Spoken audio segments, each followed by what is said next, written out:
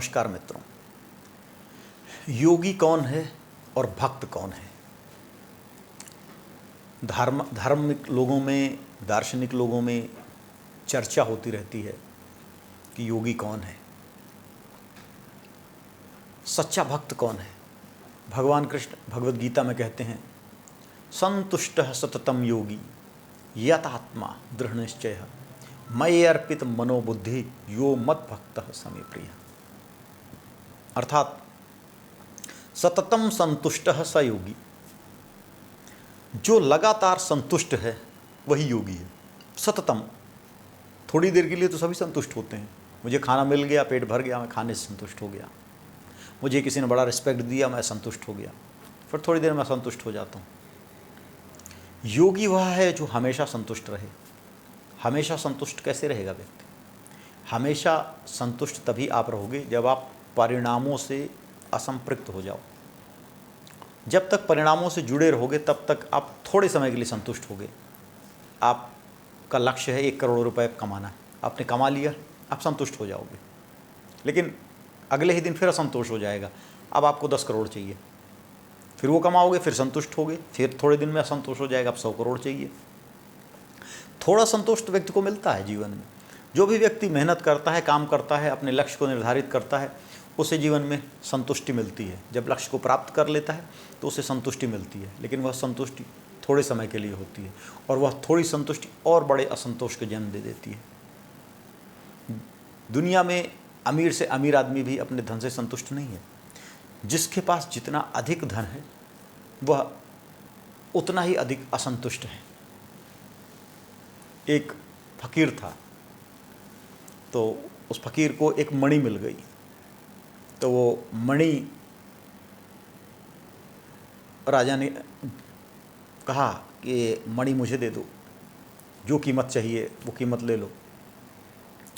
तो फकीर ने कहा, जो व्यक्ति सबसे जीवन में संतुष्ट है, मैं उस व्यक्ति को यह मणि दूंगा। तो राजा ने कहा, भाई मुझसे ज़्यादा संतुष्ट कौन हो सकता है?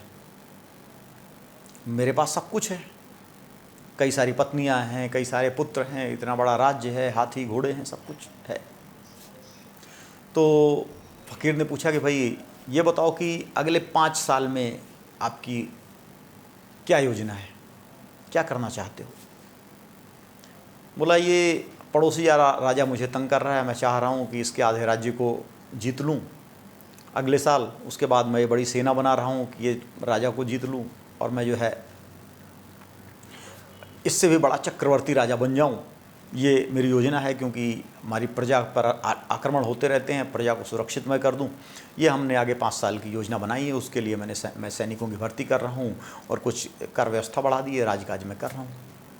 उस फकीर ने कहा, राजन, सबसे बड़े संतुष्ट तो आप हो। एक गरीब आदमी जो 2 टाइम की रोटी जिसको चाहिए, जो छोटे मोटे काम कर रहा है, वह उतनी चीज़ों से, थोड़े पैसे से संतुष्ट हो जाएगा। आपकी भूख तो इतनी बड़ी है कि आप 2 राज्यों को खाकर संतुष्ट हो गए, आप न जाने कितने लोगों की हत्या करवा के संतुष्ट हो गए। तो संतुष्टि का इस बात से कोई लेना देना नहीं कि आपके पास कितना धन है, कितना पैसा है। संतुष्टि अंतरात्मा की स्थिति है, और थोड़े समय के लिए तो सभी संतुष्ट हो जाते हैं। योगी वह है जो सततम संतुष्ट है, लगातार संतुष्ट रहे, हमेशा संतुष्ट रहे। और हमेशा वही व्यक्ति संतुष्ट रहता है जो ईश्वर में स्थित हो चुका हो, जो ब्रह्म में ईश्वर स्थित हो चुका हो, जो किसी से द्वेष न रखे, जो सबसे प्रेम करे, जो कोई कर्म ही न करे, जिसके कर्म होते चले जाएं, वह जीवन को जीता चला जाए और अपने आप कर्म होते चले जाएं, जो उस अवस्था में पहुंच जाए, वही हमेशा संतुष्ट रह सकता है। नहीं तो हर आपका प्रयत्न आपके असंतोष को उत्पन्न करता है, क्योंकि आप कोई भी प्रयत्न करो, कोई भी काम करो, वह किसी न किसी काम के संतुष्टि के लिए करते हो, और वह संतुष्टि अगली बड़ी असंतुष्टि को जन्म दे देती है। एक क्रिकेट का खिलाड़ी है, वो खेलता है, लगा रहता है कि यार मैं 1 सेंचुरी बना लूँ। जैसे वो 1 सेंचुरी बनाता है, वो संतुष्ट होता है, बड़ा खुश हो जाता है। अगले बार उसके लिए लक्ष्य हो जाता है डबल सेंचुरी का, मेरा डबल सेंचुरी बननी चाहिए। उसके बाद अगला लक्ष्य आएगा, उसके बाद अगला लक्ष्य आएगा। लक्ष्य कभी ख़त्म नहीं होंगे। तो जीवन में श्रेष्ठतम वही है, योगी वही है जो हमेशा के लिए संतुष्ट हो गया हो। कोई भी जीवित व्यक्ति कभी भी हमेशा के लिए संतुष्ट नहीं हो सकता। जो भी हमेशा के लिए संतुष्ट है या तो वो मृत है या तो वो योगी है। इसके अलावा कोई तीसरी अवस्था नहीं है। सत्यम संतुष्ट से योगी यत आत्मा दृढ़ निश्चय।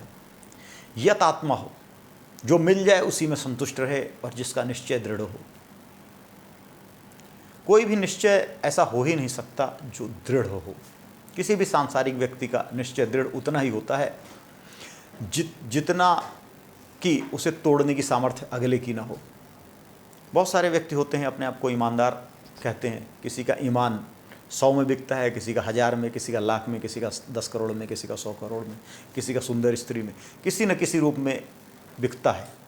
वह जब तक लौकिक संसार में है उसका निश्चय सापेक्षिक होगा, या तो लोभ के कारण या तो डर के कारण, किसी न किसी के कारण उसका निश्चय तोड़ा जा सकता है। लेकिन जो योगी व्यक्ति है, जो ईश्वर में स्थित है, उसका निश्चय तोड़ा ही नहीं जा सकता, क्योंकि उसका निश्चय कोई निश्चय ही नहीं है। उसका निश्चय उसका स्वभाव है, जिस स्वभाव में वह चलता जा रहा है, बहता जा रहा है। उसने कोई भी काम किसी प्रयोजन के लिए नहीं करने हैं, उससे बस काम होता जा रहा है, इसलिए उसका निश्चय कोई निश्चय ही नहीं है। वही वास्तविक दृढ़ निश्चयी है। और भक्त कौन है? भक्त वह नहीं है जो थाली लिए आरती करता रहता है, भगवान की सेवा में उपस्थित रहता है, मंदिर का पुजारी है, भगवान दिन रात श्लोक पढ़ता रहता है। वह भक्त नहीं है। भक्त वह है मई अर्पित मनोबुद्धि यो मद भक्त समय प्रिय। जिसने अपनी बुद्धि को, अपने मन को ईश्वर को समर्पित कर दिया है, वही सच्चा भक्त है। ईश्वर को समर्पित करने का तात्पर्य है कि जिसकी बुद्धि और जिसका मन ईश्वर के अलावा कुछ चिंतन ही नहीं करते, ईश्वर की कृपा के अलावा कुछ मांगते ही नहीं हैं, भक्त वही है। क्योंकि बाकी सारे भक्त अपने लिए यश मांगते हैं, अपने लिए समृद्धि मांगते हैं, अपने लिए स्वास्थ्य मांगते हैं, कुछ न कुछ मांगने ही व्यक्ति ईश्वर के पास जाता है। अगर लोगों को लग जाए कि ईश्वर कुछ नहीं दे सकता, तो लोग मंदिरों, मस्जिदों, गुरुद्वारों, चर्च में जाना ही बंद कर दें। उनको लगता है कि कोई चीज़ अगर मिल सकती है जो ये संसार के कोई भी व्यक्ति नहीं दे सकता, वो इन्हीं जगहों में दे सकती है और भगवान दे सकता है, वो इन्हीं जगह बैठा हुआ है। तो पहली बात तो उनका मत कितना सच है कितना झूठ वो तो अलग बात है, लेकिन यह भक्ति निम्न दर्जे की भक्ति है, यह सकाम भक्ति है। और ऐसे व्यक्ति को भगवान भक्त नहीं कहते। भक्त वही सच्चा भक्त है जो बिना किसी इच्छा के, बिना किसी आकांक्षा के अपना सर्वस्व प्रभु को न्यौछावर कर देता है और अपनी मन और अपनी बुद्धि को कर देता है समर्पित। मन को समर्पित करना तो फिर भी आसान है, बुद्धि को समर्पित करना बड़ा कठिन है, क्योंकि बुद्धि आपके अहंकार को लिए हुए फिरती है। आपने मन को समर्पित कर दिया। जो व्यक्ति भगवान की पूजा अर्चना में लगा रहता है, उसकी बुद्धि भी इस बात को लेकर घमंड में रहती है, देखो मैं बहुत बड़ा पुजारी हूँ, मैं भगवान का चिंतन करता हूँ, मैं लगा रहता हूँ। इसलिए जब आपका यह मैं ख़त्म हो जाए और आपने बुद्धि को भी समर्पित कर दिया, तो ही आप सच्चे भक्त हैं। तो योगी और भक्त दोनों एक ही हो जाते हैं, दोनों मिल जाते हैं और दोनों को ही भगवान का साक्षात्कार होता है। कोई योग विधि से करता है तो कोई भक्ति विधि से करता है। जो कोई योगी को हम ज्ञान योगी कहते हैं, तो भक्त को हम भक्ति योगी कहते हैं। तो ये दोनों योग एक ही हो जाते हैं और एक ही रास्ते पर ले जाते हैं, और प्रभु की प्राप्ति कराने में ये दोनों ही मार्ग सहायक हैं और दोनों ही मार्ग श्रेष्ठ हैं। हरि ओम तत्सत।